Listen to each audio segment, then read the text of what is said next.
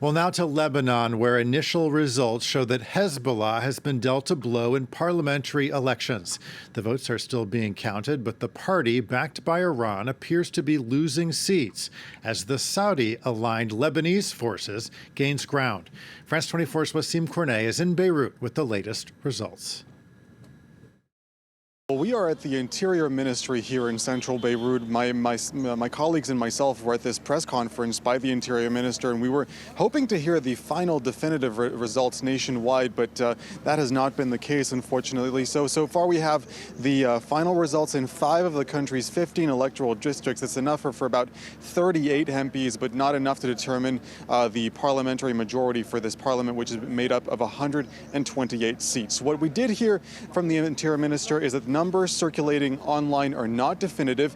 One post that we saw online, one picture that made the rounds on Lebanese internet for the past few hours was a box of ballots that had been transported allegedly from France that had been broken into. Now, the Interior Ministry addressed those concerns. He said that box had just been damaged on the journey from France to Beirut. He also said that reports of other violations online had been greatly exaggerated. What we do know so far is that it appears that the Shia alliance made up of Hezbollah, Emel, and other allies may have lost its majority. 3 sources close to Hezbollah telling the Reuters news agency that they in fact have lost their parliamentary majority. 4 years ago they had obtained 71 seats, and now they haven't even obtained that 65-seat threshold to maintain this coalition. They appear to have won some support from Sunni voters, but not enough to cover their losses. Other losers, the Free Patriotic Movement by Gibran Bassil. They have now become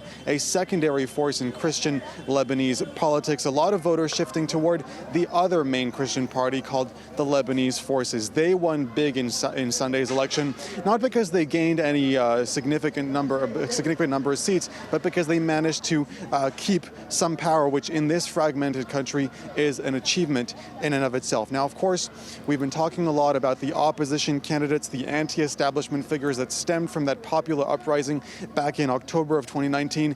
They have really overachieved. At this hour, it looks like they will gain 7 to 8 seats. Now, bear in mind that 4 years ago, the only one independent candidate had managed to win a seat in that election. And also keep in mind that we're still waiting for those overseas ballots from Lebanese people voting abroad, and that might push that number higher. But again, in several districts, these independent voters managing to unseat some traditional figures, some of whom have been in power for decades and decades, managing to win, including one of them managing to win in Lebanon's 3rd southern district, which is traditionally a Hezbollah stronghold.